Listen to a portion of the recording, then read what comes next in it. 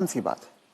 तो अब जो आदमी 75 का हो गया, उसने खुद अपनी लंबी उम्र की तैयारी ही नहीं करी, और जब उसने कोई तैयारी खुद नहीं करी है तो उसका परिवार या उसके समाज उनको कैसे तैयारी, वो कैसे तैयारी करेंगे? तो आपका ये कहने का मतलब है कि पहले तो शायद वो 60 साल तक जीता तो बहुत बड़ी बात थी, तो जब तक वो कमा रहा था वो जी रहा था, अब वो 80 साल तक जी रहा है। तो इसके जो परिणाम है वो भी इकोनॉमिक एंगल मुझे समझाइए। इसके इकोनॉमिक एंगल बहुत भयावह है। आज हिंदुस्तान में 60 साल की उम्र में आपने एक आदमी को रिटायर कर दिया। आदमी को अगर 80 साल तक जीना है तो 20 साल के लिए उसको अपना इंतजाम करना है। उसकी पत्नी 10 साल छोटी है तो 30 साल के लिए पत्नी के लिए इंतजाम करना है। औरतें आमतौर पे 5 से 7 साल ज्यादा जीती हैं, तो 35 साल के लिए उसे अपनी पत्नी के लिए फाइनेंशियल इंतजाम करना है और 20 साल के लिए खुद के लिए इंतजाम करना है। आज के इन्फ्लेशन में, आज की महंगाई में कितना भी पैसा आप एक जगह रख दीजिए, क्या वो 35 साल तक खींच सकता है? ये प्रैक्टिकल नहीं है।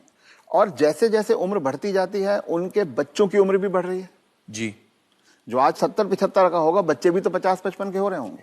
वो अपना बुढ़ापा देखेंगे, वो अपनी लड़की की शादी देखेंगे, वो अपने मकान की किस्त चुकाएंगे। तो जो पीढ़ियों के बीच की जो दूरियां हैं वो बढ़ती जाती हैं। ये इकोनॉमिक वजह से बढ़ रही है। इकोनॉमिक वजह से बढ़ रही हैं। तो अब वो जो कॉन्सेप्ट है कि 60 साल की उम्र में हम रिटायर हो जाएं, उससे बाहर निकलना होगा।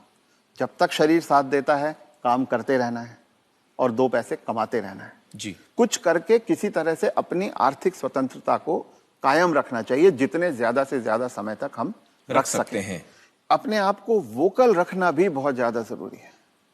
अगर मेरी परवाह मेरे परिवार वाले नहीं कर रहे हैं और अगर अड़ोसी पड़ोसी इस बात को जान जाएं तो कोई भी बुजुर्ग कभी भी किसी परेशानी का सामना नहीं करता, क्योंकि तो चुप ना रहें। चुप रथ ना साहब रहें। ये कह रहे हैं कि चुप ना रहें। अगर आपके बच्चे आपके साथ व्यवहार ठीक नहीं कर रहे हैं सबको बताएं। तो आप सबको बताएं। जी। रथ साहब, बहुत सारे जो बुजुर्ग हैं हमारे समाज में, उन पे प्रेशर आता है बच्चों की तरफ से कि आपकी जो जायदाद है या जो घर है या जो प्रॉपर्टी है, जो कुछ भी आपके पास है, वो आप हमारे नाम कर दें। इस पे आप कुछ टिप्पणी देना चाहेंगे?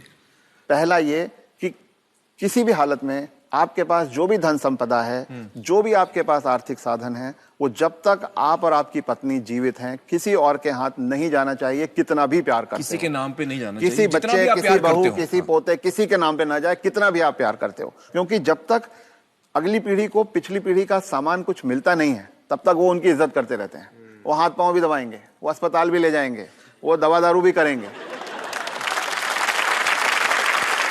और वो ही माँ बाप सबसे ज्यादा सफर करते हैं जो अपने प्यार के कारण उमड़ते चले जाते हैं।